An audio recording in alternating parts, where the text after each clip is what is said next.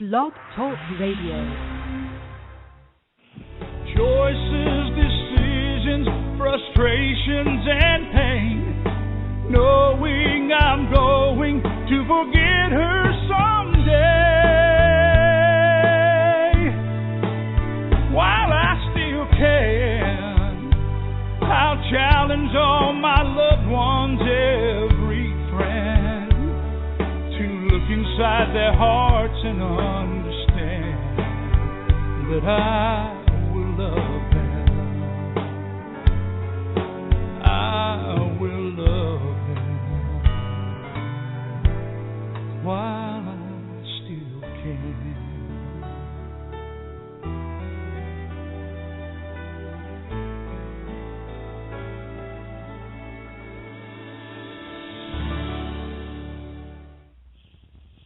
Well, hello, everyone, and welcome to Alzheimer's Speaks Radio. I'm your host and founder of Alzheimer's Speaks, Lori LeBay, and I welcome you all to the show. It's going to be a fantastic conversation, I think, that we're going to have today.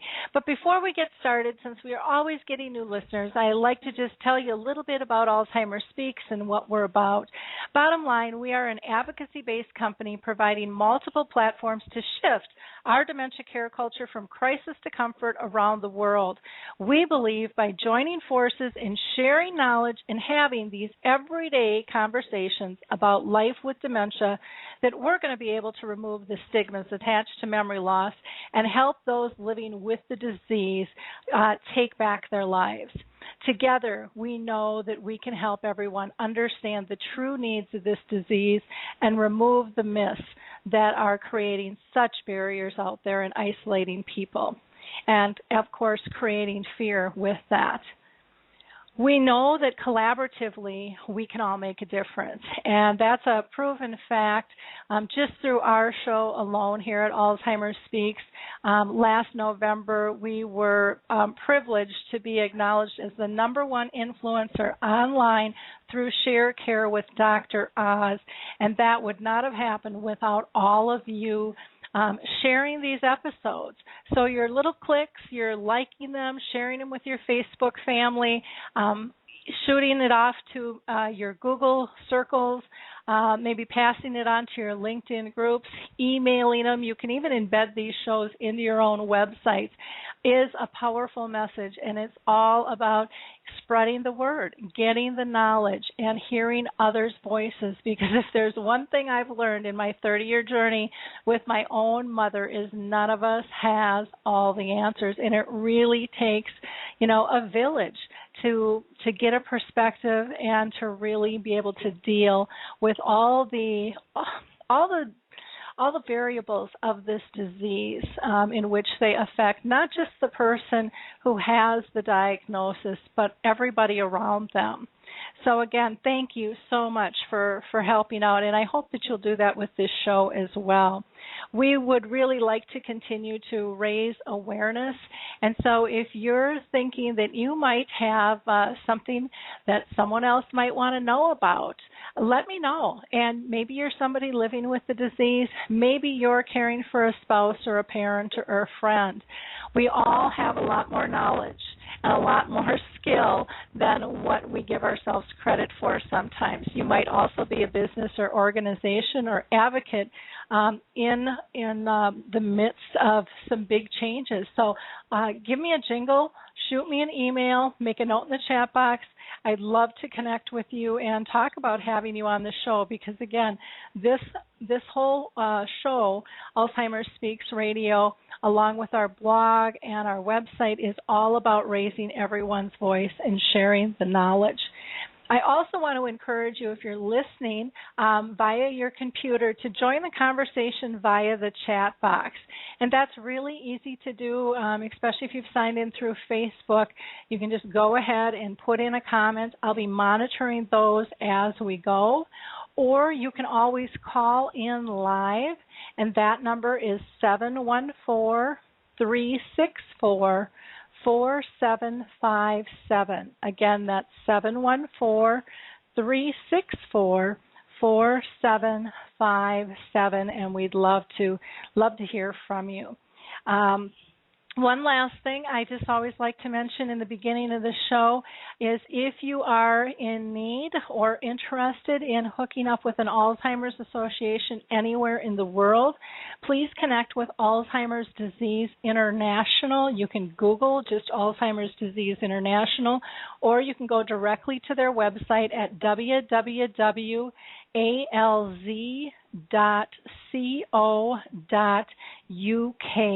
and there you'll get all kinds of information, but again, you'll be able to find the association closest to you.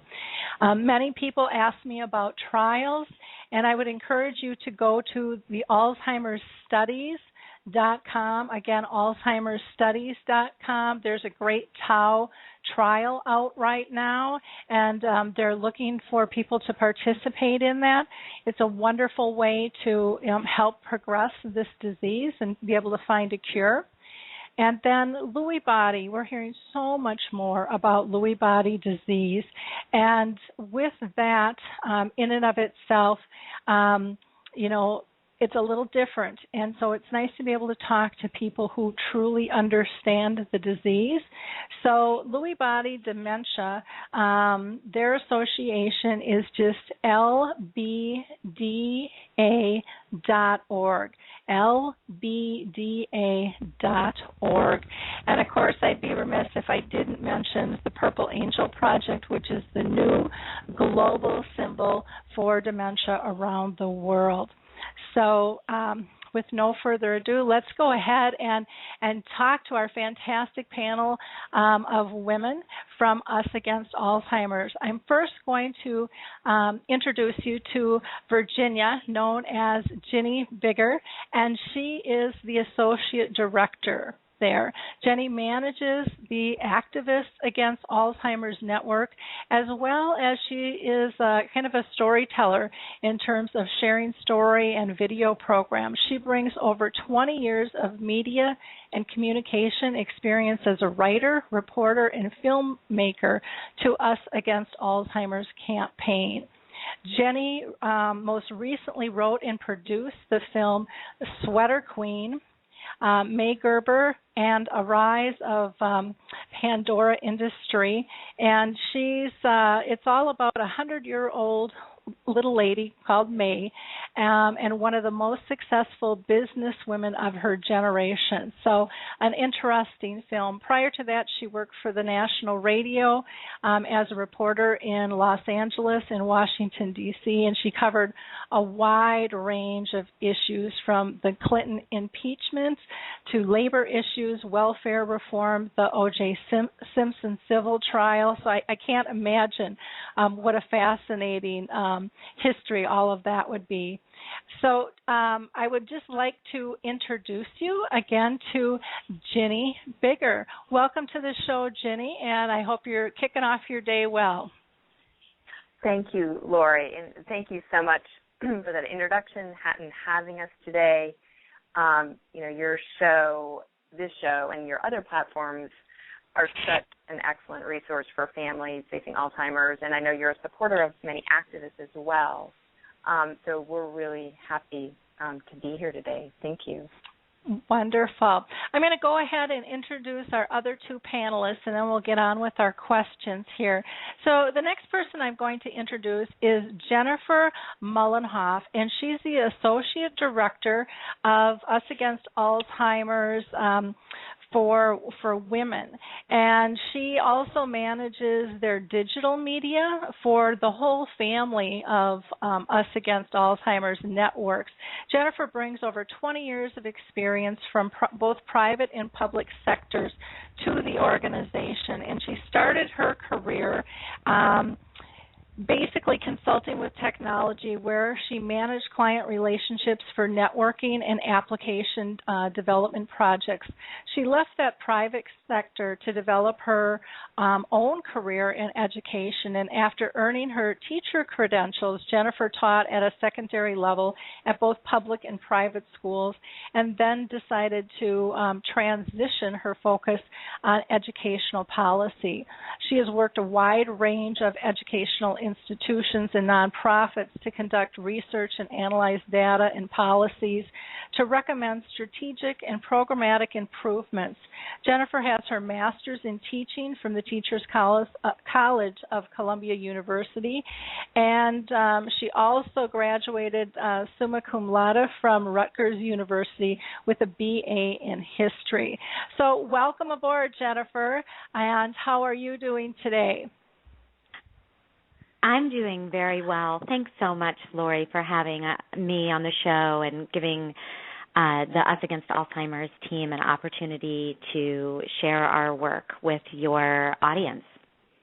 Well, I'm very excited to get this conversation going because you guys are really doing such cool things, and I think as broad as your audience is, I'm hoping that I can raise awareness even more in terms of what it is you're doing and why the passion is so strong at your organization. But first, let me go ahead and introduce Stepahnie Monroe, and Stepahnie is the Associate Director for the African-American NetworkAgainst Alzheimer's. She's an attorney with 3 decades of federal and public policy experience.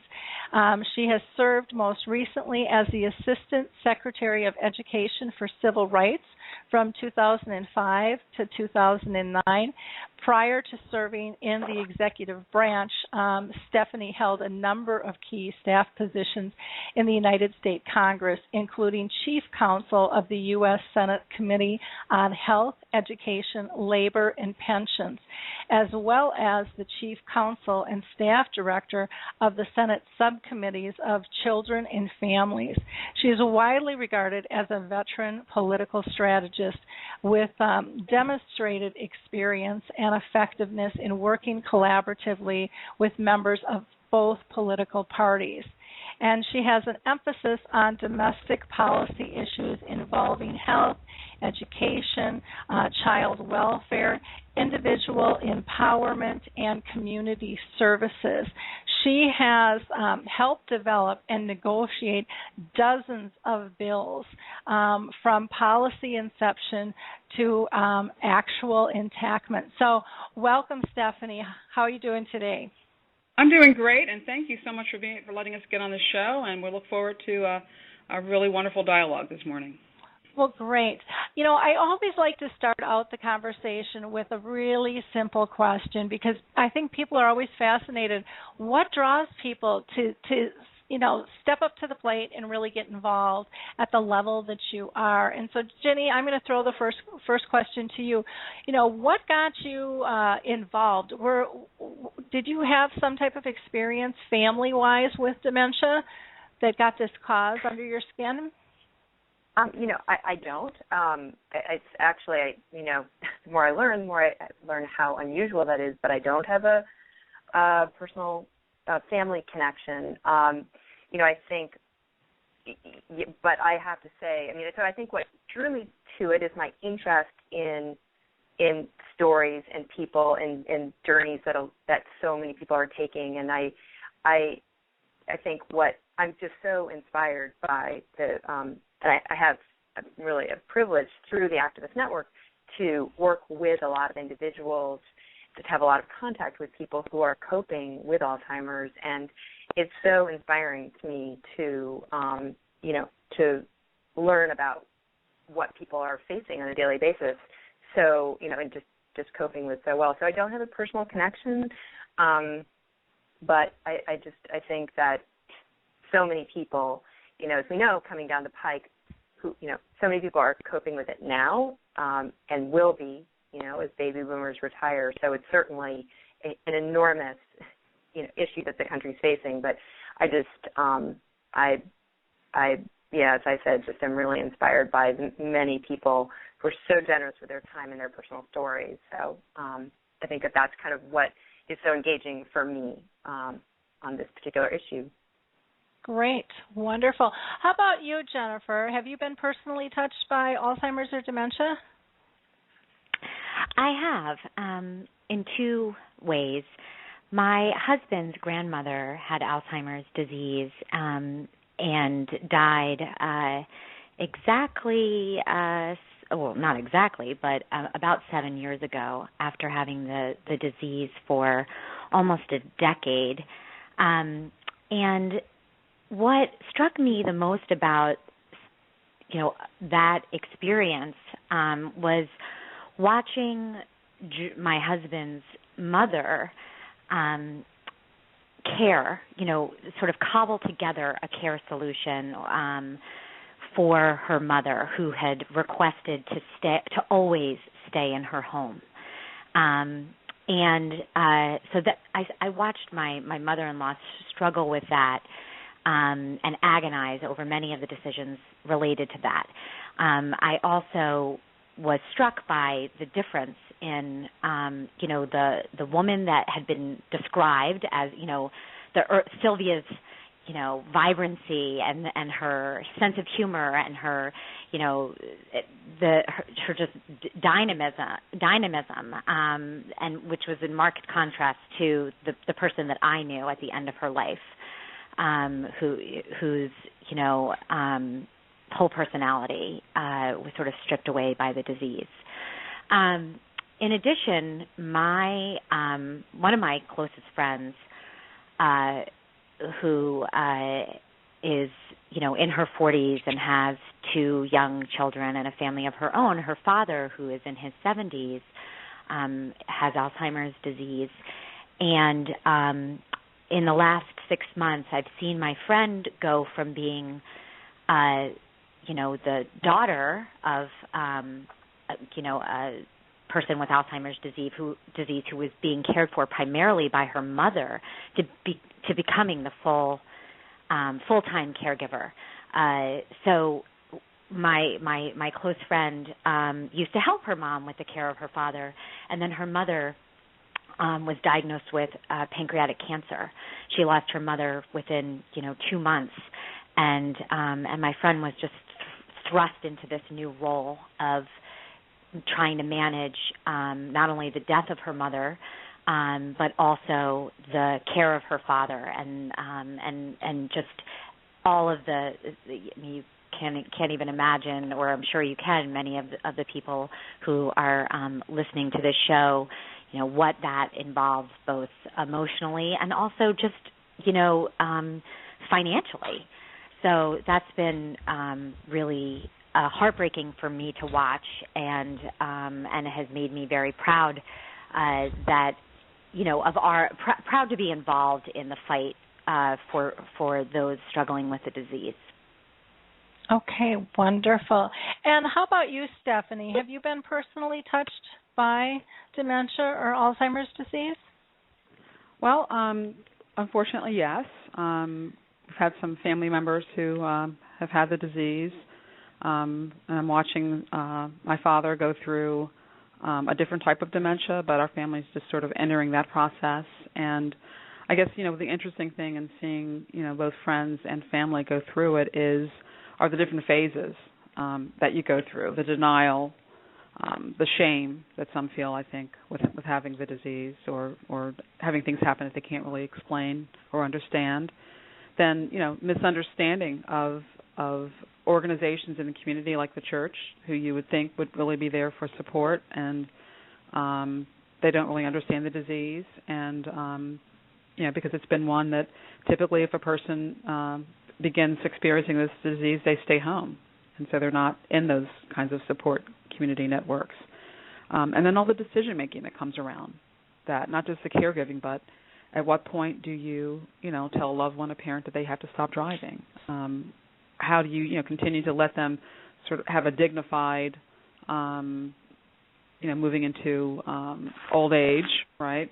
But at the same time protect them. So all of these challenges, I think I've witnessed and are now beginning to experience sort of from a personal level. And no matter how much being an attorney and understanding and working on this issue, what those different phases are as a child, you still go through them. Oh yeah, very, very true. No matter how much you know, and you can be the expert in but your family never looks at you like the expert in your industry. I mean, I hear that all the time from people. It's like, I'm an attorney, or I'm a financial planner, or I'm a this, or I'm a that, but they don't believe me. So, none of us are any different. We all struggle with these things, and I love the comments that you touched upon some very specific things. In fact, we just had a 2-hour special on driving and dementia, which was really interesting. So if people have not listened to that, I'd highly encourage you to do that. The conversation was with those that have dementia and the decisions that they've made. We had a doctor, we had somebody from the insurance industry, somebody who used to work in the State Patrol for quite a while and is now an educator. So it was really a very diverse group having this conversation, and it was so interesting how perceptions changed once they actually talked and saw somebody with dementia in early stages, because that perception is still end age only, and there's a lot more to this game than just the end age. So thank you each for sharing with our audience, so we have a little bit more background. Ginny, I'm going to ask you if you can just kind of give us kind of an umbrella of, Us Against Alzheimer's, and how the heck did it get started, and why? Well, Us Against Alzheimer's was founded by George and Trish Vredenberg, who, and I'm going to say 2.5 years ago, and Jennifer can correct me if I'm wrong in that time frame, but really felt that the country needed a really aggressive approach to finding a cure, prevention, or treatment for Alzheimer's by 2020. Just felt like that up until that point, the pace had just been too plodding, that there were no results. So they started Us Against Alzheimer's with that goal, to end Alzheimer's by 2020. And so what that means is essentially that, what that really means is that the question is how to best do that. And George believes that it's going to happen in the lab through research. And that, well, how does the research happen? The bottom line is that takes money. It takes research dollars. And in large part, that means federal dollars. And so our goal, is to sort of say, well, how do we make that happen? And one way to accomplish it is to mobilize people who are affected by Alzheimer's, and to do things like let their members of Congress know that Alzheimer's research funding is important, and just to generally raise the profile of Alzheimer's. And so that's where this network piece kind of comes into play. That George determined that the networks were an effective way to mobilize the affected groups of people, and we all share that same goal, but have slightly different approaches to the problem. And again, it's just that prevention, cure, or treatment for Alzheimer's by 2020. And so George's basic question is, how do we make that happen? And so this is one way we're trying to make that happen. So I'd say that's a description of Us Against Alzheimer's generally, and Jen and Stephanie may want to add to that. Jen, was there anything that you wanted to add? Well, I think that when George and Trish decided to apply themselves to this challenge after seeing Trish's mother struggle with this disease and it wreaking havoc on their family, that when they started talking with people in industry and also members of Congress, about why the disease hasn't received the level of funding that other diseases have, despite the fact that Alzheimer's is the most expensive disease to American families and taxpayers, why hasn't it received the attention of other diseases like heart disease and cancer and HIV? What they heard from members of Congress is that they weren't hearing from their constituents about it. That George and Trish were the first people talking to them about this disease, and that might be an exaggeration, but I think that the takeaway that they had was, wow, more people, we know people are truly struggling with this disease, and we need to get very aggressive about, communicating that more progress needs to be made, and quickly, because this isn't just about the emotional pain of losing a loved one to this, horrifying disease, but it's a fiscal crisis for our country, given the cost of the disease. So, I think that, mobilizing people to take action is the driving force behind Us Against Alzheimer's. And as Ginny said, each one of our networks focuses on a key community, but we all share the same mission. And that's to prevent or treat and ultimately find a cure for the disease within a decade. Well, one of the things that I really love about your organization is you speak to all levels, and I think you do it very, very well. And to me, that's been an issue in the past in terms of equaling out voices.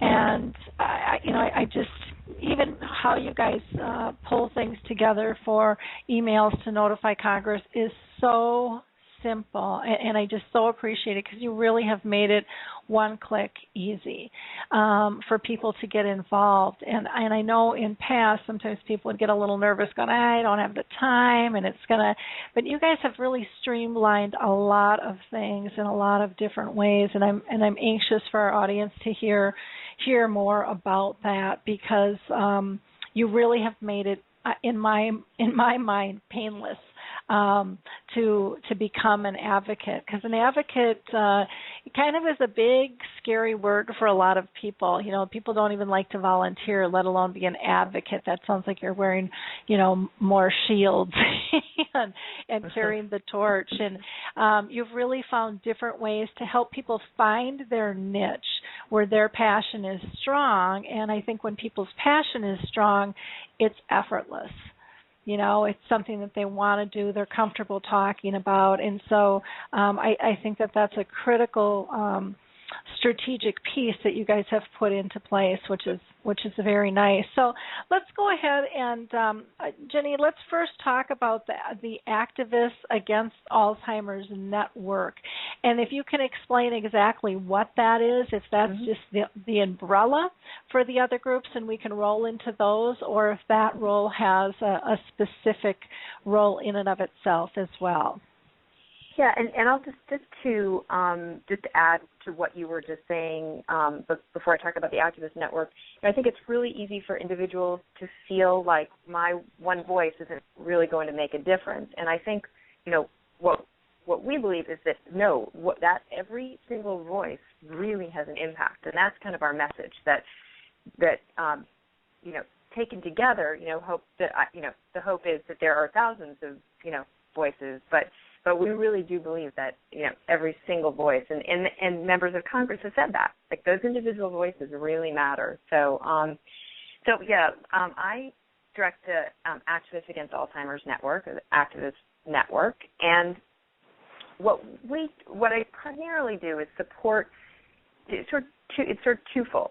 Support the work that activists are doing in their communities by promoting it through social media, we provide strategic support when we can. Had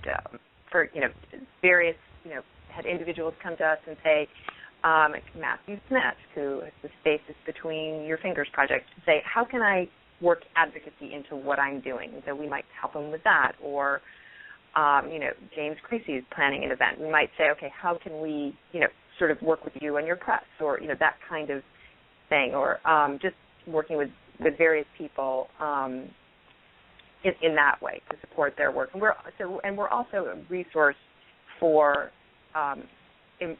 Alzheimer's-related information that can be helpful, to individual activists. And these are the people who come to us and say, I want to do more, or, how can I get the word out about my project, my blog, my book. And we also connect activists with each other. We have monthly conference calls, which, Lori, I know you've participated in, and I'm sure some of your listeners, where, we will have a couple of speakers on a topic. Most recently, we had Jeffrey Ittrich of the Alzheimer's Disease Cooperative Study talked about a cool project there. Marty Bailey talking about Memory Cafe that she runs at Sibley Hospital. And then we hope to really have a conversation, whatever is on people's minds. And any activist is welcome to call in, just listen, ask a question, be part of that conversation. And we've had some great conversations and really good ideas, that come out of those.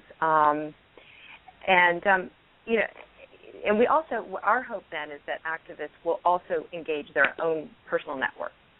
And that was, again, George's vision when he started Us Against Alzheimer's and these networks, is that people would, take our actions and push them out to their own network, whether it's a personal network, a professional network, that's where our strength is. It really is, it's just numbers. And I think that, Lori, it's very similar to what you were describing as your approach, sharing information, working together, and that's really what George is about and we're about. So the activists, as I said, I work with individuals on projects or events. Many activists have also written for our By 2020 blog, which is on our website at USAgainstAlzheimer's.com. We have a really great blog series, and it's Trish Radenberg's, one of our founders, blogs, and then we have wonderful guest series. And so I guess that my network is working with individuals, also reaching out to the group. For instance, the summer appropriations actions, we asked activists in Iowa and Kansas to contact Senators Harkin and Moran regarding Alzheimer's research funding.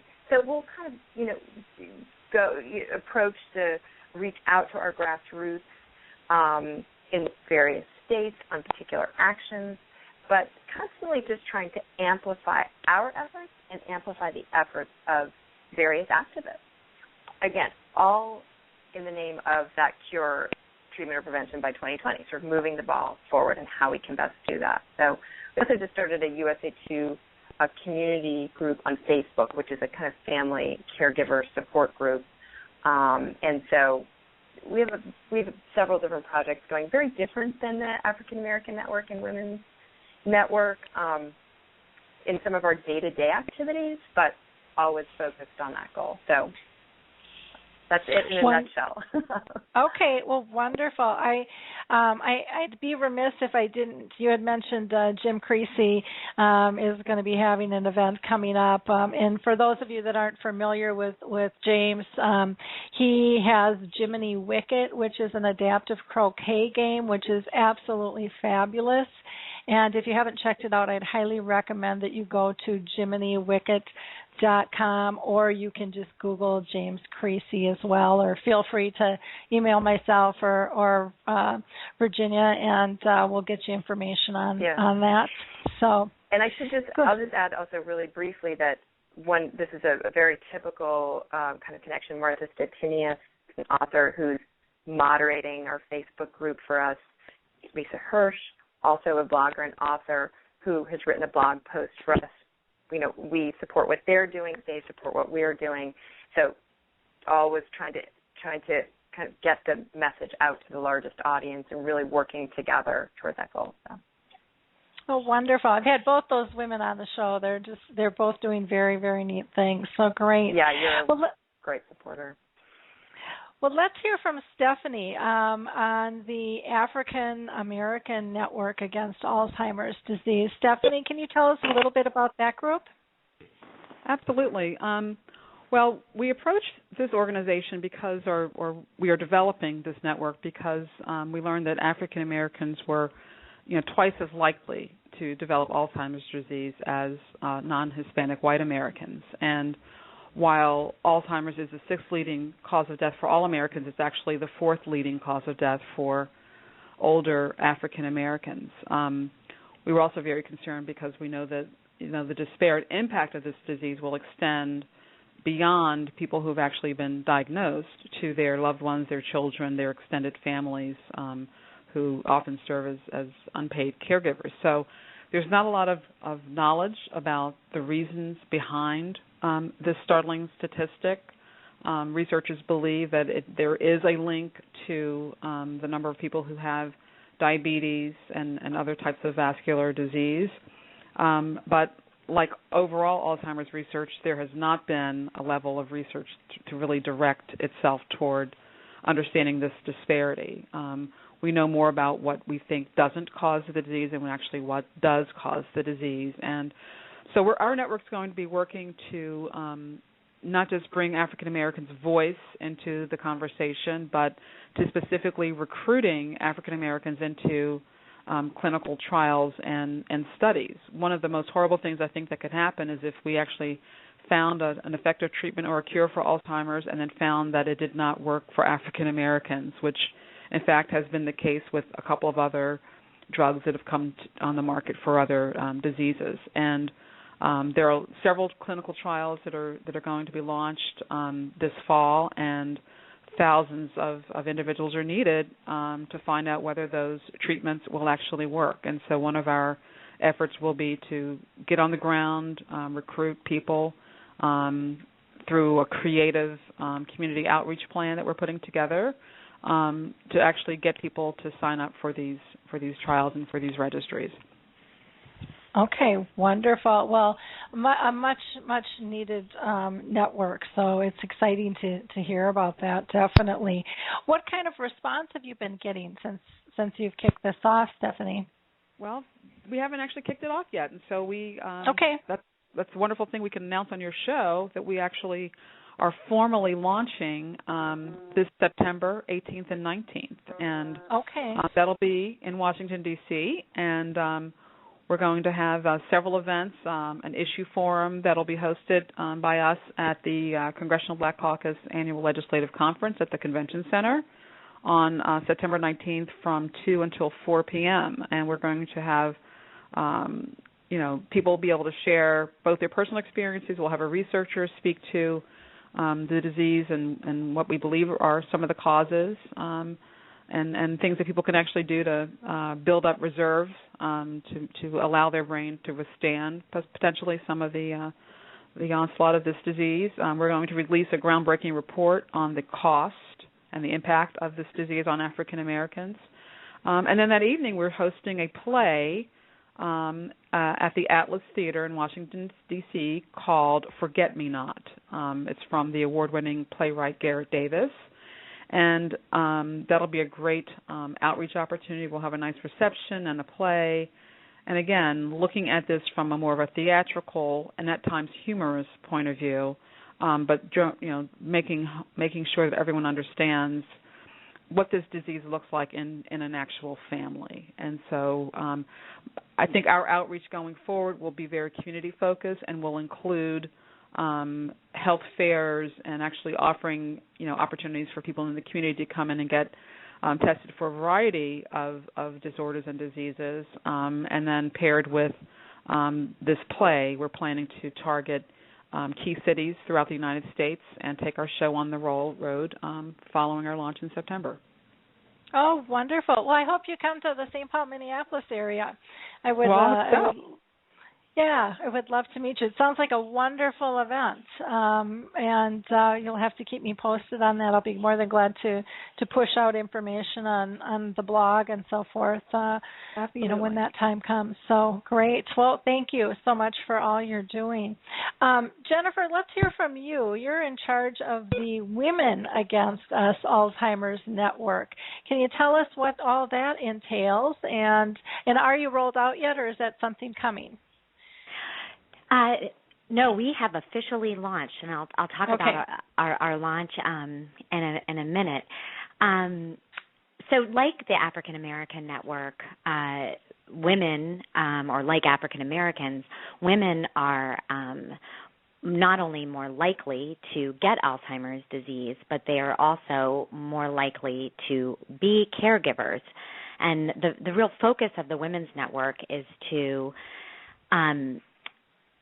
raise awareness about Alzheimer's disease as a women's issue, not only a health issue, but a financial issue for women. And we believe that Alzheimer's disease is rapidly becoming the greatest health crisis of the 21st century, and that's especially for women. So that's our focus, and we, since last August, have recruited over 50 women leaders from around our nation, representing almost 20 states. These women leaders have demonstrated a commitment to getting involved in some way with Alzheimer's disease. We have researchers, leaders of nonprofits that focus on Alzheimer's care, people that are experts in marketing and communications, people in the media and entertainment space. So we have this incredible, diverse group of women who want to play an active role in leading our country towards a cure. And we launched in May.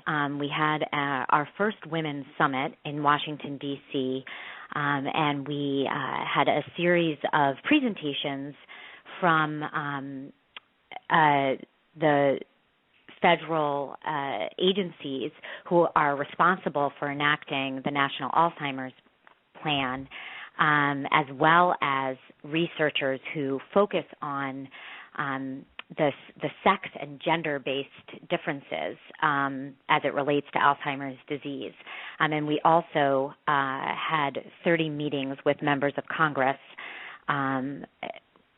that resulted in a tremendous amount of outreach and engagement, but specifically resulted in a letter that was drafted by the Women's Caucus and led by Congresswoman Doris Matsui, requesting that the NIH provide a sort of formal report on the investment that's been made to date in the specific sex-based research in Alzheimer's disease. The belief is that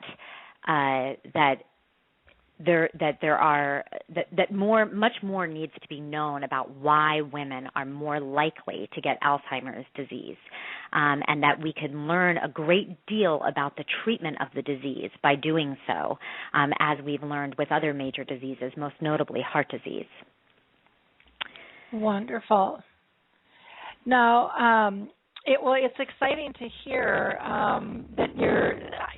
that Alzheimer's, Us Against Alzheimer's, is attacking the situation by, digging deeper into the women's group and into the African Americans and into just the activists themselves, different positionings. I think it's just a brilliant way to raise awareness again and find people in their passion to really be able to talk and come clear with this. Now, Ginny, I'm going to ask you, there's another group that's going to be launching. I don't believe it's launched yet, the Hispanics Against Alzheimer's Network. Has that one launched yet, or what stage is that in? It has not, and the statistics in that group are very similar, I believe, to Alzheimer's among African Americans. And we're looking at 2014 for launch of that network. Okay. And then there's also the Researchers Network as well, which I'm happy to say a few words about. Okay. And our colleague Liz Plant directs that network, which is a little bit different focus. It's a network of, right now, 370 leading researchers who believe that it's possible to prevent and treat Alzheimer's disease, but their focus is, again, with increased research funding and other systemic reforms around drug development. So their activities are very focused. Recently, letter to House and Senate Appropriations Committee regarding research funding, comments to HHS Secretary Sebelius in support of time-based milestones in the national plan and other activities like that. So they really work together as a group to get the voice of well-regarded researchers out there. So not really a grassroots focus, but again, same goal. but very important goal. And it's pretty exciting to have over 300 researchers teaming up. That's a large statement in and of itself. One of the biggest problems that I have seen with this disease is that the approach has been so siloed, and everybody is doing things separate and trying to replicate what the next guy is doing, and it's such a waste of funds. And if we can work together, we can utilize and be so much more powerful in terms of sharing knowledge and information, because this is a disease not one person is going to solve. It's going to take all of us working together at all different levels. And again, I love the concept of your network in terms of bringing everybody together. When I do my trainings and stuff, one of even the battles that I've had is the separatism that people see. It's like, well, who do you speak to? Do you talk with people with dementia? Do you talk with the personal and family caregivers, or do you talk to the professionals? And my attitude is, until we get everybody in the same room talking the same language, we are not going to be able to make the progress we need, because each of us affects the other. And, it's kind of like, welcome to the big boys club. And we got to learn how to play in the playground here in a nice fashion. And I think that you're really helping us do that. So, again, I thank your organization for all of the work and the creative design in which you brought to the organization is really very exciting, very, very exciting. Lori, I think you just touched on something that is sort of our driving theme, and it is clear from our name. It's us against Alzheimer's. It's going to take all of us working together in a variety of ways to address this disease, not only in terms of the crisis, the health crisis, and finding treatment options and ideally a cure, but also the financial issues related to paying for long-term care, and those are just two of the many sort of aspects of this disease. But it will take all of us. Yeah, I definitely agree. I'm with you on that one. That's for sure. I'm interested in knowing, and we've only got about 15 minutes left, and time just kind of flies here, but what are some of your biggest challenges and roadblocks that you've seen, or for the new networks that are coming up, what you're anticipating, and how are you gonna face those? And I'm going to go up to Stepahnie first on this one. I'm sorry, I threw you for a loop. Yeah, I was looking for what I'm looking for. I know that your group hasn't formally started yet, Stepahnie. You've got the African American Network Against Alzheimer's, but I'm just wondering, what are you thinking are going to be your biggest challenges with the group, or roadblocks in terms of, I guess how you're going to attack it, and what are some workarounds? Have you given some thought to that? Well, I think one of the challenges is that engaging African Americans really requires a lot of a very high personal touch, and I think typically we're not going to be relying on emails. We really are going to have to go into the communities to build trust, which is a big issue. The African American community has had some unfortunate dealings with clinical trials in the past, and dealing with research in the past, and so we really have to go into communities and working with the community rather than sort of parachuting in a solution, but working with the community, identify the leaders, work with them in terms of identifying mechanisms to get people through the churches, through other community organizations, sororities, fraternities, and then do a lot of education, because this is a disease where there's been a lot of denial and a lot of shame in the African American community, and we really have to bring it out in the open, and then help the communities develop strategies and hopefully leave behind networks of individuals who are then able to carry on the work of educating and enlisting and recruiting and advocating. And so that really, I think, is the challenge for our network. Okay, great. Well, thank you. Thank you so much for sharing that. Jennifer, how about for your network? Well, I think that the main challenge is, how to build a movement and engage, and I'll say women, but I'm really talking about everyone, in fighting this fight. We've seen other disease movements that have achieved incredible things like breast cancer and HIV, and yet we haven't been able to mobilize, the hundreds of thousands or millions of people that we need to make decisions for members of Congress very easy. So I think that is something that we're constantly struggling with, trying to expand the number of people that are engaged in the fight and are taking action. And really, I think we're a small organization with limited funding. So certainly funding is a critical piece of this, and we're working hard to raise money to support our work.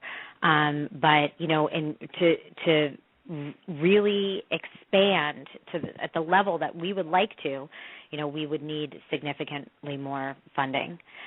So we're as agile and scrappy as we can possibly be to get as many people engaged as we can. But we are impatient and have a strong sense of urgency, and so that's sort of what we're struggling with, I think, is our biggest challenge. And we've done a lot of thinking about, well, why aren't people engaged, and why aren't they participating in demanding a cure the way they have with other diseases. And, we have some theories, and we try to, approach people in ways that work for them. As you noted, we have, pretty easy ways to take action. But even then, we'd like to see more people get involved. Okay, great. Ginny, how about you? Do you want to talk about the other groups and what, maybe highlight the research group and the individual ones on what you think might be some of the roadblocks that each is facing and how you're attacking that? Well, I think, I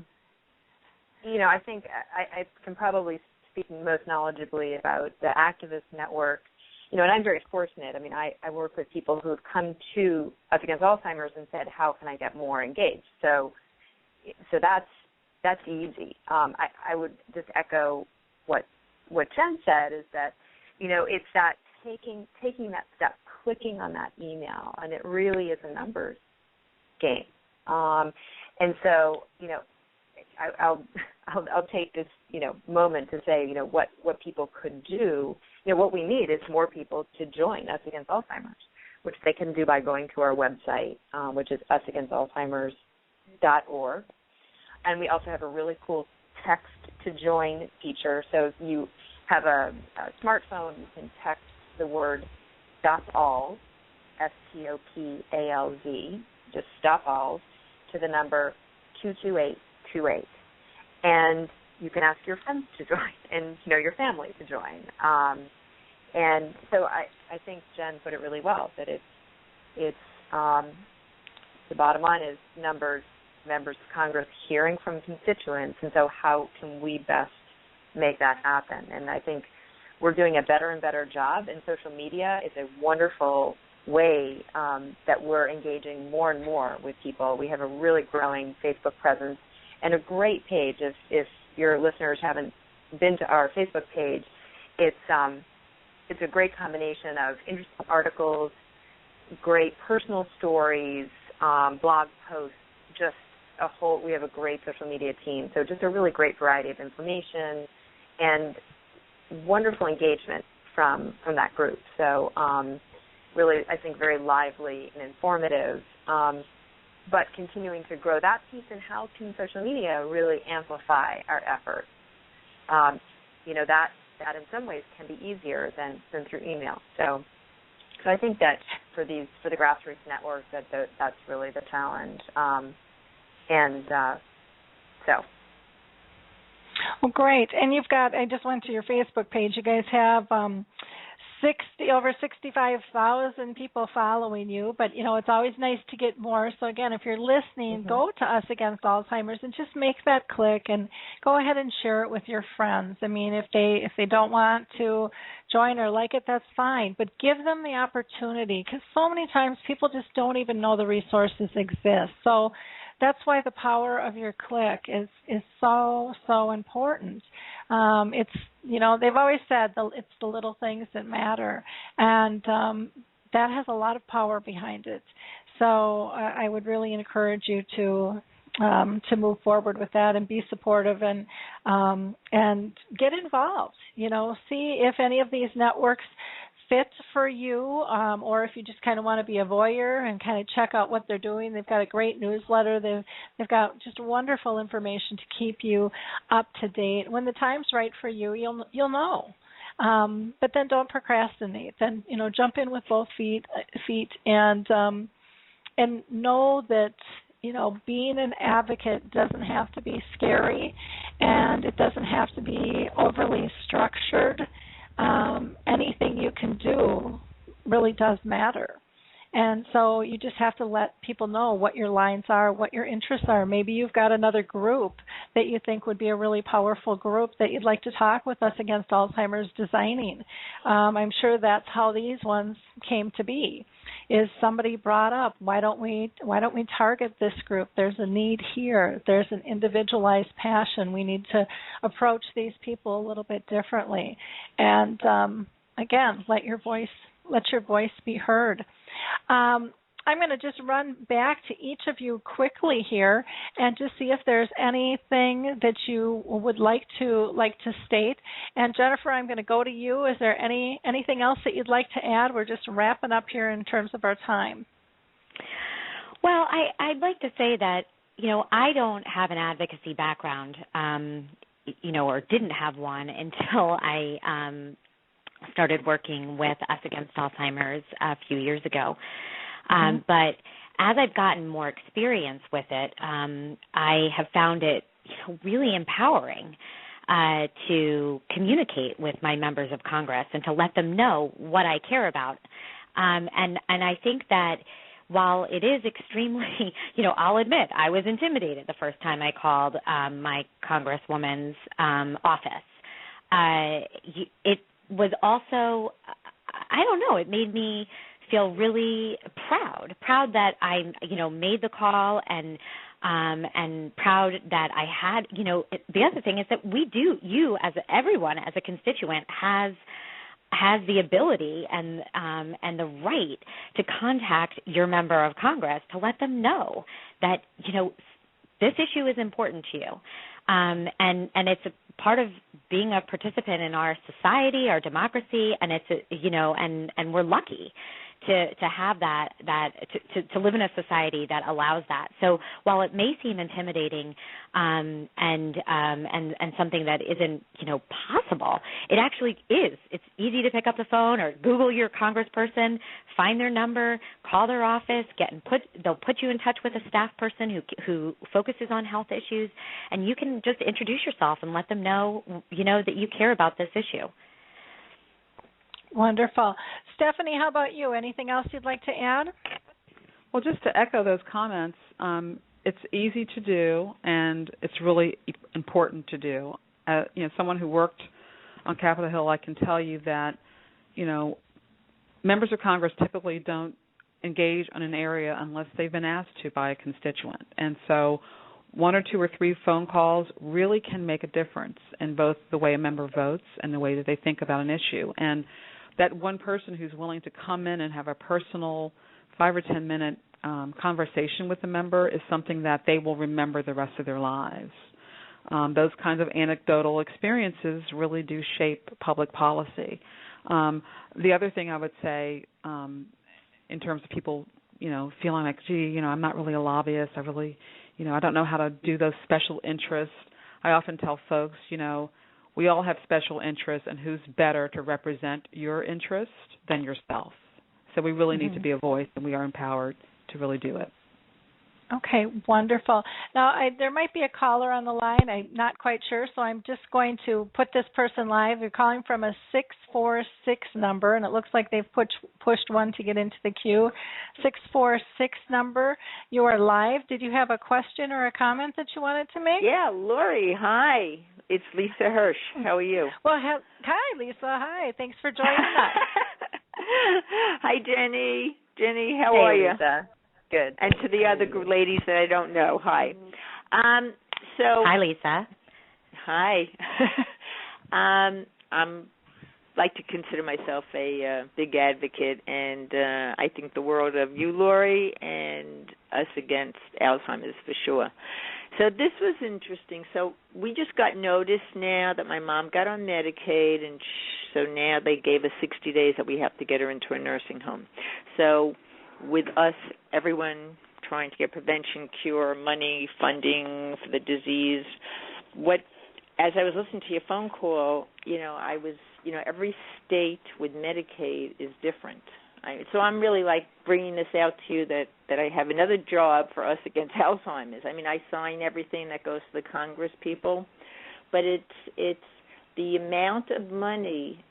I know in New York, if my mom lived here, I could get her 24/7 help from Medicaid in her home, and in Florida, that can't be done. And the cost of these nursing homes are outrageous. So it's we're talking about health care and money and draining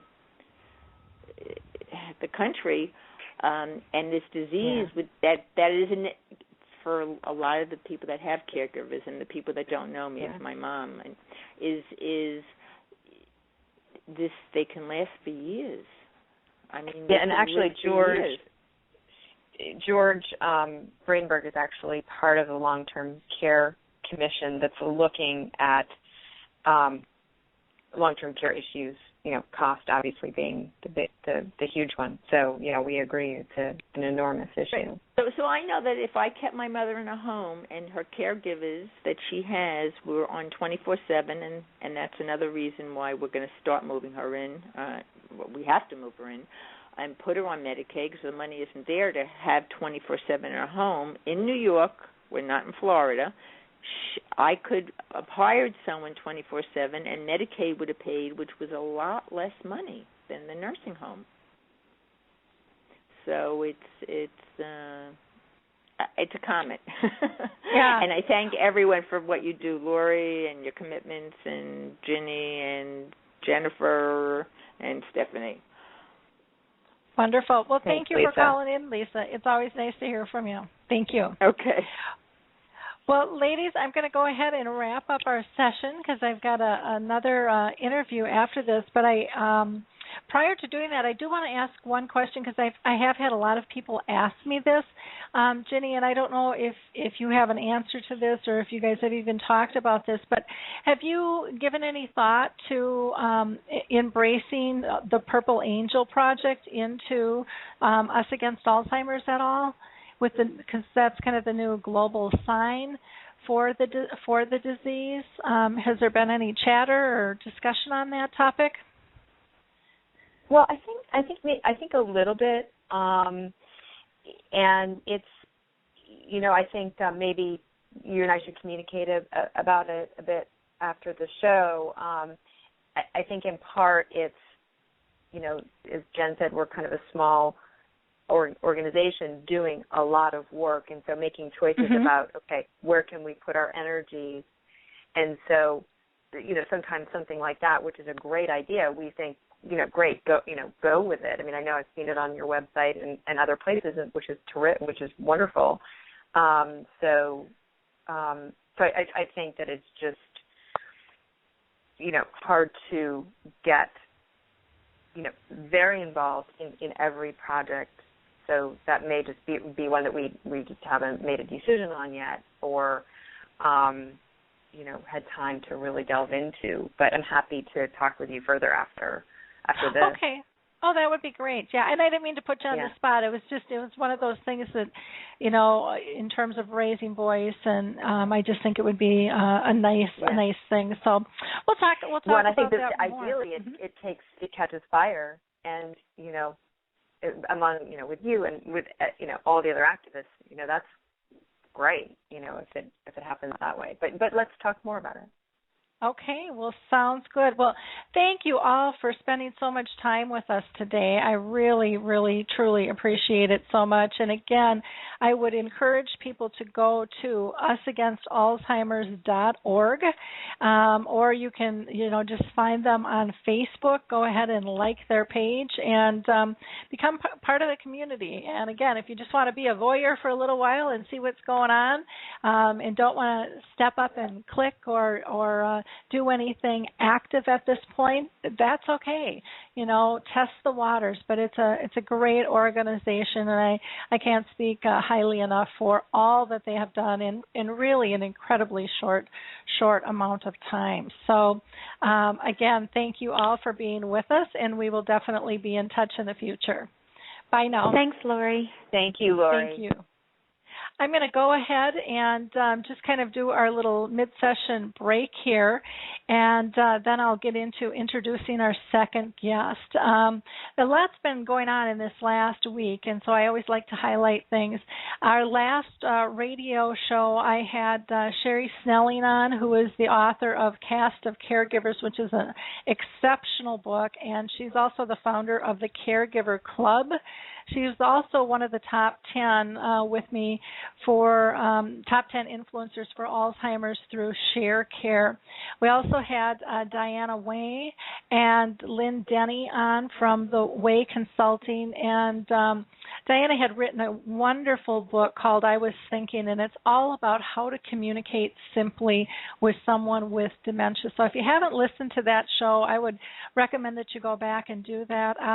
Also, our last Dementia Chats was on July 23rd, and that was a 2-hour special on driving. I had mentioned that a little bit earlier, and that's a wonderful episode. Plus, we also did the live radio show on the 23rd with that as well. So you've got kind of 2 back-to-backs on driving and dementia that has good conversation. Our next Dementia Chats will be August 13th. And I'm thinking that, I'm not for sure, but I'm thinking our title is really going to be something about the value of relationships, the impact and the importance that friendships have on this disease, because I think so many times people are isolated. So that's kind of what I'm leaning towards, but if you've got ideas, let me know as well. And then for past blogs that I want to point out, there was a great video by Geraldine Boyle from the UK that's all about living with dementia, and it shows real positive ways to live with dementia. There was also a free book giveaway, Miles from Home, by Colleen Lanner. And then if you hadn't seen the PBS Frontline report, Life and Death in Assisted Living, that might be of interest to you. There is also information that was just a fabulous article, and actually it's an older article, but I hadn't seen it until now, and that's one of the wonders of the Internet, with Donna Marie Baker and her husband, and it's all about what it's like to live with dementia. It's a very detailed article, just loaded with information. Again, if you are looking for an Alzheimer's Association anywhere in the world, please go ahead and just Google Alzheimer's Disease International, and they can assist you. If you're looking for a study, the Alzheimer's Studies group or the Alzheimer's team on Facebook can help you with their new Tau study, and the Lewy Body Association, Lewy Body Dementia Association is, again, a wonderful resource if you're dealing specifically with that type of dementia. I'd also like to just give a shout-out to Jane with Puzzles with Me, and also to Coral Health, who has that wonderful app called Music First. I'm just such a big believer in the power of music with dementia and keeping people connected and helping us live better lives with dementia here as a whole. Again, if you're interested in making a comment, please use your chat box, or you can call in live to the show at 714-364-4757. I'm going to go ahead and introduce our second guest. Shirley Gakowski has been with us before, and she is a career dental hygienist, and she is just an absolute champion of trying to minimize invasive invasive disease through our oral hygiene. Her outlook is years ahead of and is very leading age, and it's proven her staying power in her industry. After a decade of bringing dentistry up to speed by lecturing and writing and authoring books, she is ready now to share her secrets with the public. She's an award-winning author, a very popular speaker. She also hosts a radio show called Crosslink on Blog Talk Radio, and the Career Infusion Technology Coach. She has developed a really unique perspective from the shores of Lake Testosterone, where she and her husband have raised 5 kids. So welcome, Shirley, to the show. Hey there, how's it going? Good.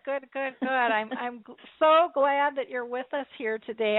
I love your passion. So many times people just don't get how you can be so passionate about something so specific like oral hygiene and brushing your teeth. It's like, what is up with this woman? And it's like, you have to listen to her, because you will get the same passion because she's going to explain why it's so dang important. And it's something as subtle as saying hi or giving somebody eye contact. Same thing with brushing our teeth. It's something we do all the time, and we just kind of take it for granted, and we don't think much further than that. It's just something we do. Or choose not to do. And so can you tell us, how did you get this passion for oral care, and how can it really make a difference with people who are dependent upon our care for them? Well, I think the thing that got me so passionate about it is because I did have 5 children, and they're pretty dependent. They really can't do anything themselves. And then if you take a look at the level of dependence of children, and then turn your head to the other side of the spectrum there, and you will see that because of aging or illness or accident, there is an entire group of adults who are living with the same exact level of dependence that a child is at. And with pretty many of them have the same kind of reaction to oral care. They have very little ability to take care of themselves, and a lot of things are done to them or for them without them having any say. And this gives them some way to say no, to have some kind of some independence, some way of communicating their wants and their needs. And if they do not want to have their teeth brushed today, they may not get their teeth brushed today. It's not very obvious. It's not very obvious whether or not the teeth are brushed. The difference between a child not having their teeth brushed and an adult not having their teeth brushed, though, is a world of difference. For a child, the likelihood of them getting a cavity is pretty great, and things will happen, and it can be repaired. When an adult has a lack of oral hygiene, then they have a chance of getting pneumonia. They have increased costs with diabetes. They have a high incidence of having oral thrush. Oral thrush is a killer in these long-term care facilities. And it's not just about decay. Decay obviously is still there, and the decay is huge by the time the dentist sees it. And so it's really important to get that biofilm off of the teeth regularly so that you can avoid all of these problems. Ta-da. Shirley, can you explain what oral thrush is? Because I mean, I heard about it when kids were little and stuff, but I don't, I really don't know. So explain it to me and the audience here. I would love to, because this wasn't really necessarily on my radar up until maybe a year or so ago, maybe 2 years. It is a yeast infection of the mouth. It used to be pretty prevalent when people had dentures, and then you could take the dentures out and you could effect a cure for this. What's happened in the meantime is that dentistry has gotten to be such an amazing art that caregivers often don't know that a person has dentures. And so these infections are just continuous. They're almost impossible to treat. They treat them with antifungal agents. But if it gets to be too far along, or if the person is not taking the medication, then the disease becomes extremely painful and they can't eat. And then they starve to death. It is not a pleasant way to go. Okay. Well, and that's good for all of us to know. I mean, it's not something that we necessarily like to think about, and, most of us are worried, we always hear about don't let them get pneumonia, don't let, some of the big major things, and this is just one of those subtle things that isn't talked about, but really needs to be out of the closet and discussed. Why doesn't every, care facility or person who's caring for somebody understand the importance of how to take care of, let's say, even someone's dentures or bridges and things like that? Are they not trained? Well, there's a couple of answers here. For home health care, people who are the caregivers brush their own teeth. It takes a minute and a half or less. They get yelled at the dental office for not flossing, and it's all good. And so if they don't get someone's teeth brushed, it's not like a crisis. They don't think about this is the 5th day, this is the 17th day, this is the 28th day. They don't necessarily think about what that consequence is going to be like. Trained, certified nursing assistants, are you sitting down? Mm-hmm. They are trained for 30 minutes on oral care. And it's in the same category as fingernail clipping and hair washing. In the care facilities, dental hygienists and dentists have to fight for time in the beauty parlor in order to provide services for people in these care facilities. There are no dental chairs in most of them. There's no decent lighting. There's really no way for us to do what we normally do in a dental setting. So with this 30 minutes of education, the CNAs don't know how important and what they are putting these patients and these residents at risk for by not providing oral care. You don't see it. Mm-hmm. The next staff will take care of it. The next shift will take care of it. And they don't follow through. They can't. They're busy with other critical, obvious things. Okay.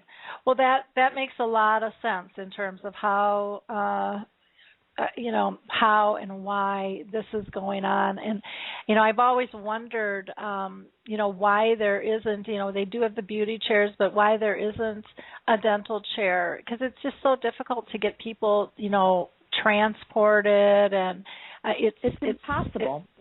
It's just such an upheaval in their life, and it gets scary for them as well as difficult and expensive. To be able to share that, I would think could help significantly. Now, are there other situations that can crop up from poor dental hygiene that can hurt someone's health?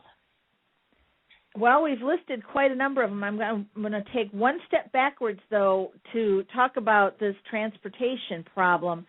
Even if you could transport them to a dental office, here's the big secret. We are not prepared for them. We have no way of moving them from a wheelchair to the dental chair. We don't know how life is in a care facility. We just get really upset because when we see what's going on in their mouth, that this simple process isn't taken care of, and then that's, we build an attitude about it. So there's a lot of reasons why you should have somebody in the facility itself that knows the people, that knows what's going on. So we have the question at hand is what else? So we have dental decay, which, because these people are very often on some level of pain medication, is enormous by the time the dentist sees it or before somebody even notices that there's a problem. Then you have periodontal disease. Periodontal disease may seem like no big deal to most people, and the Flossmoor disease, but really periodontal disease contributes to an enormous load on the body's attempts at fighting infection. So when you hear about this inflammatory situation and inflammatory components to Alzheimer's and dementia, that all comes from disease processes, and one of the biggest disease processes we have that is unchecked is periodontal disease. So let's just talk about that for just another couple of seconds here. If you have 20 teeth, and many, many people are going into care facilities with at least that many teeth, and you have a periodontal infection that we consider to be moderate, you have Shirley, an infection. Yeah. Shirley, can I ask you a question, which is going to sound really dumb? Am I getting too technical for you? No, Am I getting too geeky? Well, how many teeth do most people have in their mouth? You said that just if they had 20, is 20 a full set or not? I don't have a clue. Yeah, 28 is a full set without wisdom teeth. Okay. So you could already lose a couple of teeth and still have a pretty big number of teeth in there. So 20 teeth. So periodontal disease is an infection of the soft tissue, the gums, around the tooth. And you really can't see it because it goes down along the tooth. So when you add up the surface area, you have a wound, an open, bleeding wound the size of the palm of your hand that you can't see.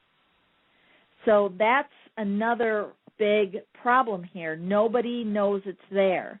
Nobody knows how to look for it. No nurse does. No CNA certainly doesn't.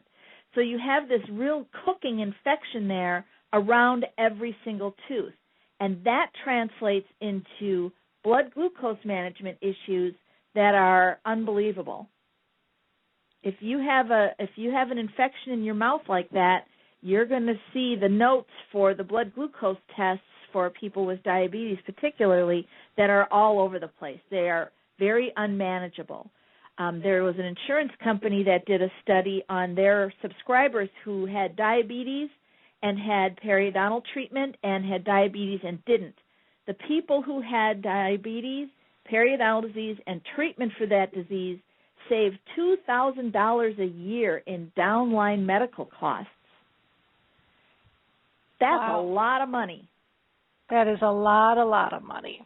Mm-hmm. Well, that is, it's so interesting because do you know what some of the signs are for if glucose levels are off in terms of an infection? Because I've never heard that, but that would be really, it's an interesting fact to know because, boy, I mean, you could really look at things differently. Knowing that just is kind of amazing. Do you know what some of the side effects are? Of improper glucose management? Everything that you see for diabetes. You have increased level of blindness. You have increased kidney problems. You have gangrene of the extremities. You have other extremity kind of problems because the blood is not circulating well. When you have too much blood glucose, you have often called sugar spilling into the urine. You have incontinence, a higher level of incontinence because you're constantly having to go to the bathroom because you're constantly trying to flush this out. You have dry mouth, which contributes to dental decay and periodontal disease and this increased mass of biofilm on the teeth, which translates then to a higher incidence of pneumonia. So if your body's constantly cranking out these chemicals that your body needs to fight an infection, and part of that is the insulin part and the sugar, because a lot of this chemistry comes from the sugars that you eat and insulin and that whole system there, it just gets overtaxed. Wow. Now I got everybody scared. Well, no, but it's very interesting. I mean, I had no idea with that. I wonder if that would also, like, I just think of diabetes where people get their sugar highs and lows, so they get really tired and kind of crash. If that would be a side effect too. With that, interesting. Just very, very interesting. I always learn something new with you. So well, I try to keep it interesting. There was a paper, an article in this Sunday's New York Times on oral care and long-term care. You probably didn't see it because you're focused on some other topics. Let me see, where did it go? I just had a link to it here. The New York Times blogs it is, and the article is called "In Nursing Homes, an Epidemic of Poor Dental Hygiene." Mm-hmm. And it goes into a lot of this kind of discussion about what happens to these people when they don't have any oral care. And then most answers look at dentists. Well, dentists aren't going to brush people's teeth. And that's where the big problem is. You need a dental hygienist in there at least once a week to brush somebody's teeth, at the very least. And it needs to be a professional brushing. Specifically with people with dementia, they have little autonomy. They have little to say about what happens to them, and they often will say no, or they will often think that they just brushed their teeth. And then if you're a busy CNA, are you going to argue with that resident, or are you going to say, okay, next? So that's why you need somebody there specifically for oral care. The cost savings are enormous when you have somebody there taking care of somebody's teeth. Some of the laws need to change depending on what state you're at. You're in Minnesota. You have a very progressive state with respect to dental hygienists in long-term care. So, if there's nobody in your care facility that's called a dental hygienist and she's not there every day, then you should start asking some questions at your facility. Yeah, and I don't think there is one. I mean, my mom's been in the nursing home for 12 years, and I don't ever remember, and I could be mistaken, but I don't ever remember hearing anyone making reference to that at all. One of the things I know that is, it's difficult sometimes for people to floss their own teeth, but it's really difficult to even try to floss someone else's. Any tricks for both brushing of the teeth and also flossing? Because I know that, or I've heard rumor that the way to brush has changed in terms of what they suggest and how we do it. So maybe if you can give our audience some ideas on that, that would be great. Well, probably the easiest thing to do, the fastest thing to do, is to increase your confidence level. Just act more confident. That will help move things along very, very much. Another thing with dementia in particular is to do it away from a mirror. Apparently people with dementia, depending on which kind of dementia, have an issue with seeing themselves or seeing a crowd or something like that. So staying away from a mirror is a good idea. Switching up some dietary things. Stop using regular sugar. Switch everything over to something called xylitol. That's spelled Xylitol. And xylitol is really important in helping reduce that biofilm without putting so much pressure on the tooth brusher. If you can brush the person's tongue, that would be good too. They make little tiny brushes that you can use between the teeth, and that will be really helpful. Things along those lines will be really the answers that you're looking for. Okay.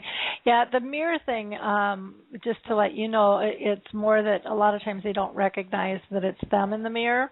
And then, you're seeing things in reverse, so that can complicate it too. And so just from a hint there. And then you can get glare, which can add to it even more and complicate situations. So the mirrors have all kinds of issues with them.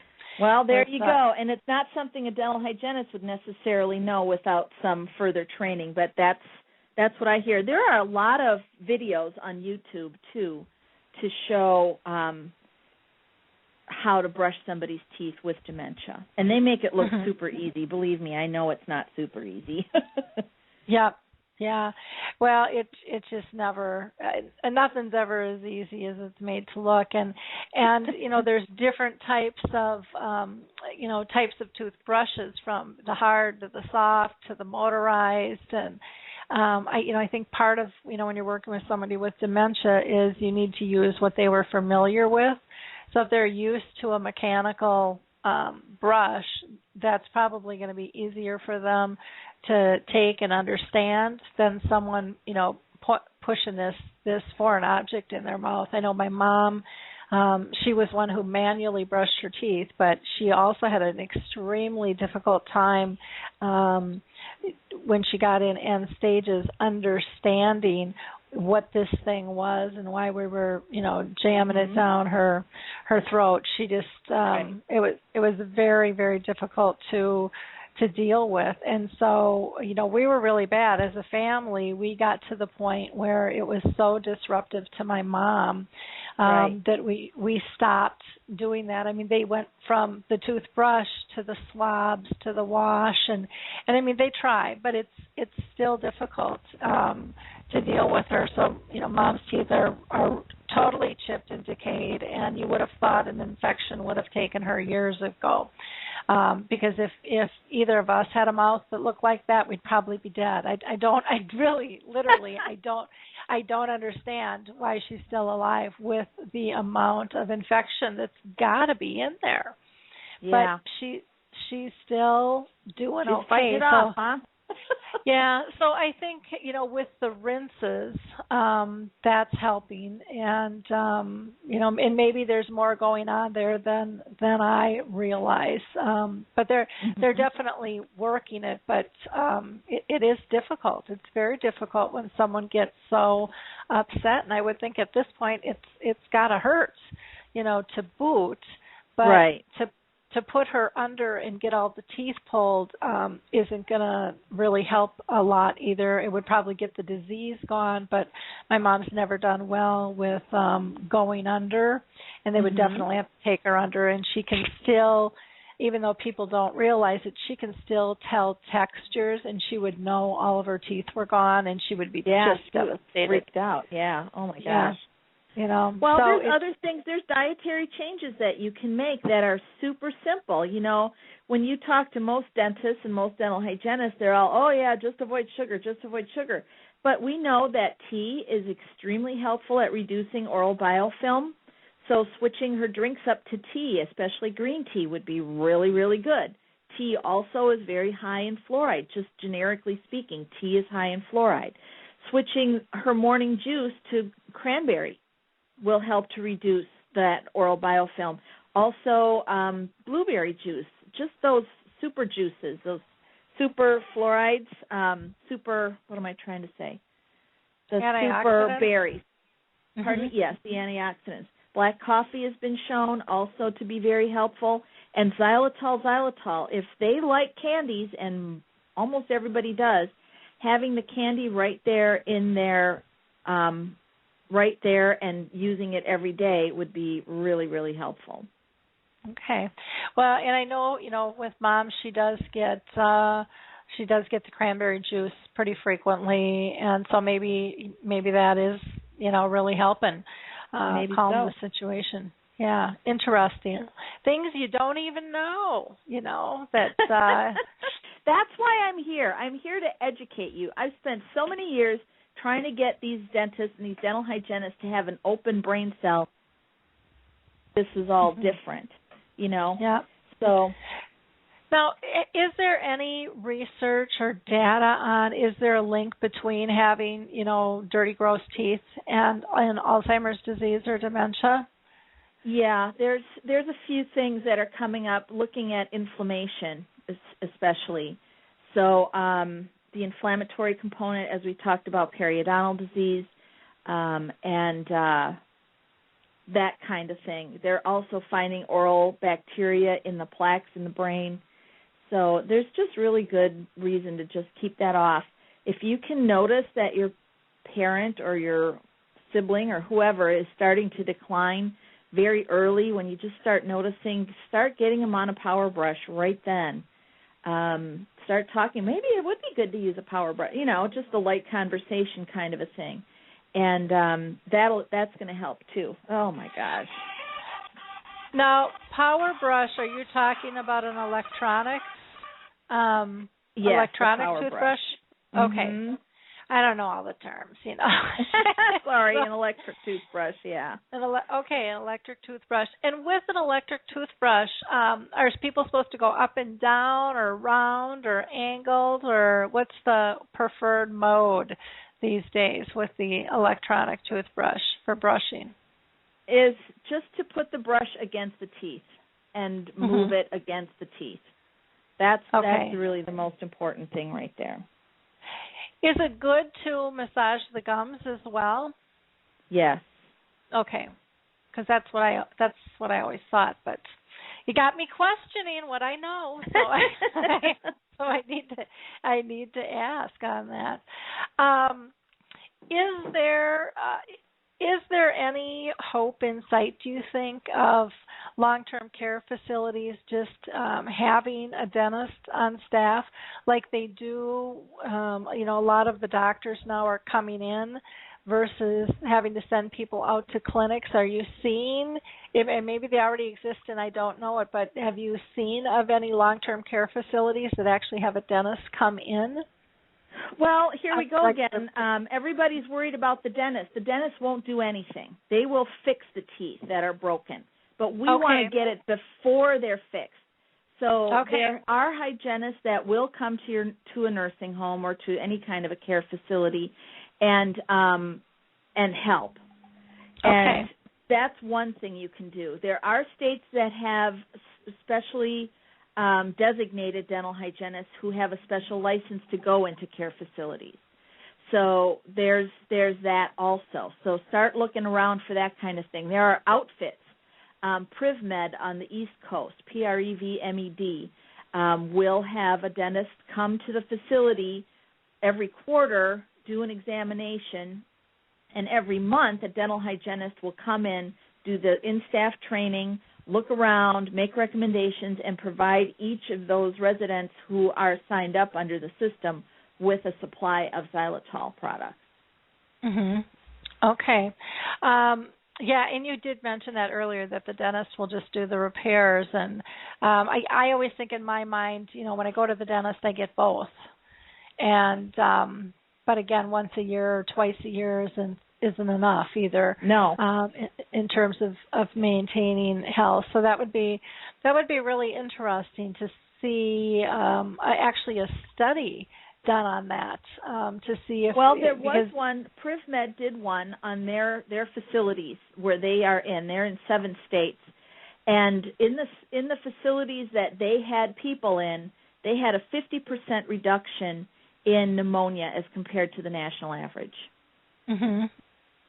Wow. So that's right there. And if you go to PubMed and you search for studies that look at professional oral care, you will see reduction in respiratory infections.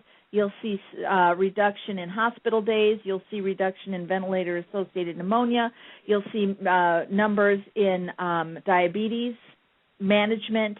You'll see over and over again more and more research about clean teeth contributing to overall health. Yeah, it's amazing that the insurance companies don't back some of these. And they do. There are some that will take care of you that way. People with diabetes that have a certain insurance plan will be able to see a dentist 4 times a year, or go to a dental office 4 times a year. People with kidney transplants, people with who are pregnant. So it's wonderful. Coming. Okay, well, good. Well, that's a plus, and I think that we should all, go in and ask our long-term care facilities, about a dental hygienist, because it's probably something that they haven't even thought of. But it does make a lot of sense, and I would love if anyone here is a researcher who is or a grant writer who is interested in putting together a study. Give Shirley a holler, and I'm sure she can help you pull something like that together, because I can't imagine that the numbers wouldn't be fabulous. And make for some big changes in terms of cost savings in the long run. So fascinating stuff. Now, you had talked about some of the foods that we should avoid are, sugar-based and things. And I think one of the things that people forget, too, is a lot of those fruits have a lot of sugar in them as well, even though we're so used to fruits. A fruit is safe. Fruit's good for you. Yep.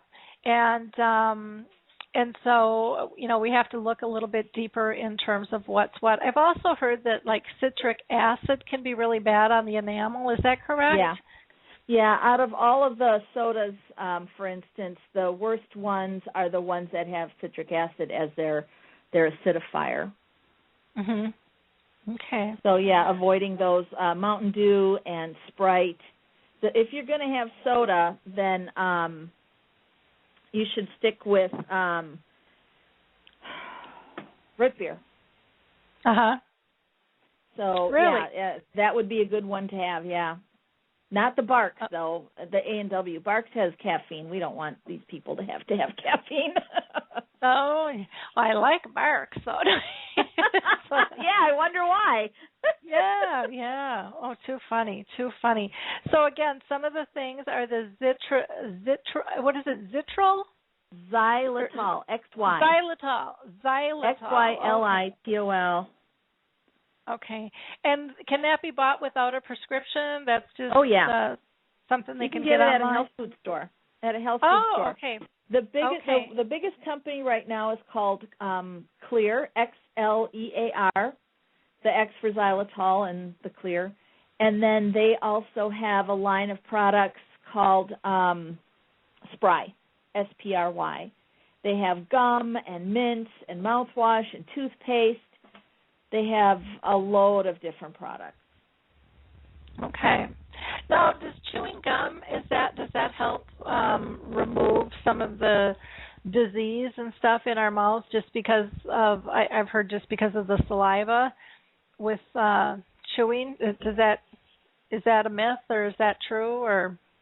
Well, it is true, but if you put xylitol in there, you're going to get added benefits to that. Any sugar-free chewing gum will stimulate saliva, and people in long-term care all have a super dry mouth.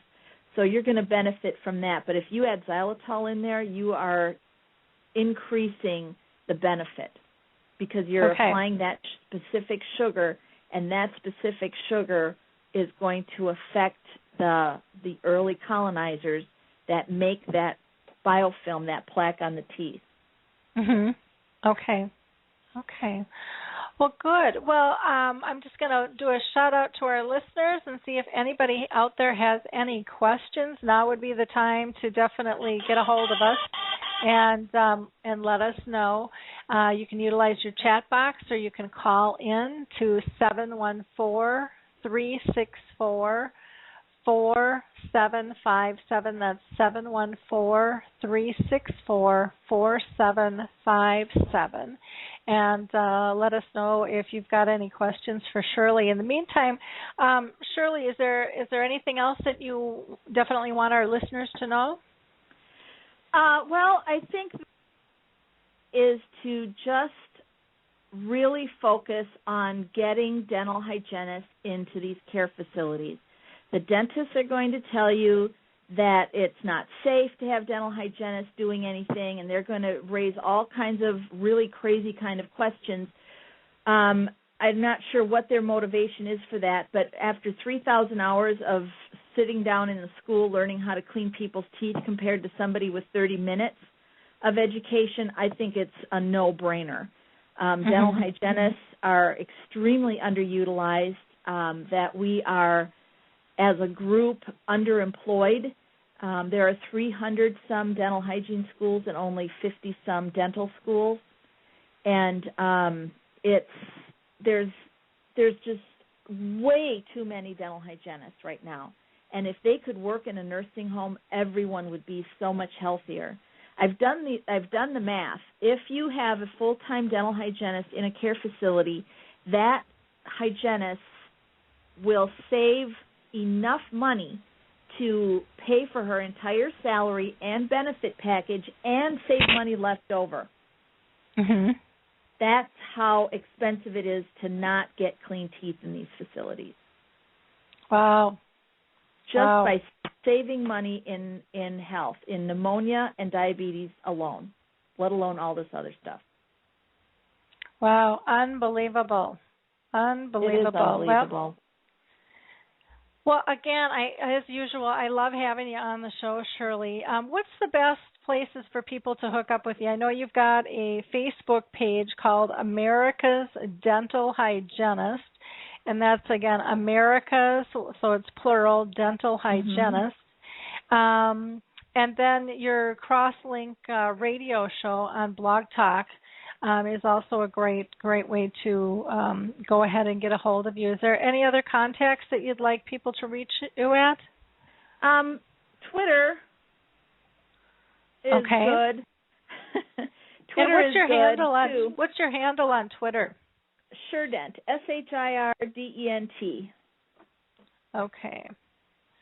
Okay, wonderful. Well, again, I thank you so much for being with us today, and once again, you've enlightened me, and I've learned some new things that I have to start talking about here. So, Thank you so much. And I'm willing to come back on any of these kind of topics that you are looking for, because it's really, really important in life savings and in cost savings, actual dollars. Wonderful. Well, thank you again for your time, and I'm sure we'll be in touch soon. Okay? Thank you. Bye, Lori. I know. In wrapping up the show today, I just want to again remind you of our next Dementia Chats is going to be August 13th. And our next radio show is coming up, and that is going to be, now, of course, I don't have it right in front of me. I thought I did. It's going to be August 14th. It's going to be on a Wednesday instead of a Tuesday, so that's a little bit of a change-up. And we're going to have Max Wallach with us on his new book, which will be absolutely exciting. He's got the new kids book out that's getting just rave reviews out there. On the 20th, we'll have Ramsey Bearway with us, who's an elder law attorney, and we're also going to have somebody from the adult day world. So we've got lots of fun activities lined up for you. And if you have not already liked this episode and shared it with your friends, again, I would appreciate you doing that. We'd love for you to come and visit AlzheimerSpeaks.com. That's our main website. From there, you can get to the blog, our YouTube channel, the radio show, and all of our different platforms. If you're looking for a speaker or trainer, or if you're interested in shifting your dementia care culture, I would love to talk with you. I've got all kinds of programs and training to assist in that. Also, if you're looking at becoming involved in the Purple Angel Project, please connect with me, and we will help you with that. Last, again, if you are out there and really in need of hooking up with an Alzheimer's association, please go to Alzheimer's Disease International. That's www.AAI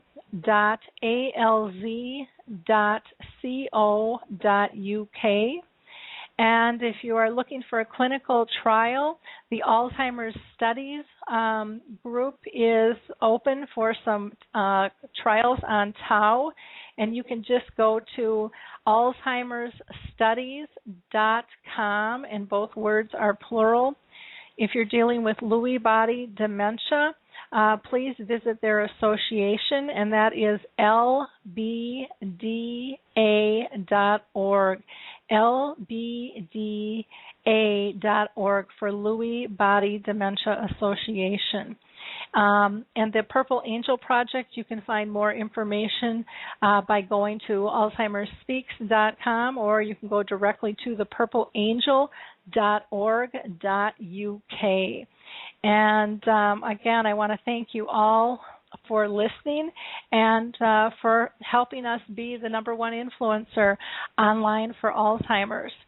If you haven't gotten your free tool, your memory chip or your memory journal, again, you can go to our site and just click on the top where it says free tools in our newsletter and become a member, and you'll have access to those tools.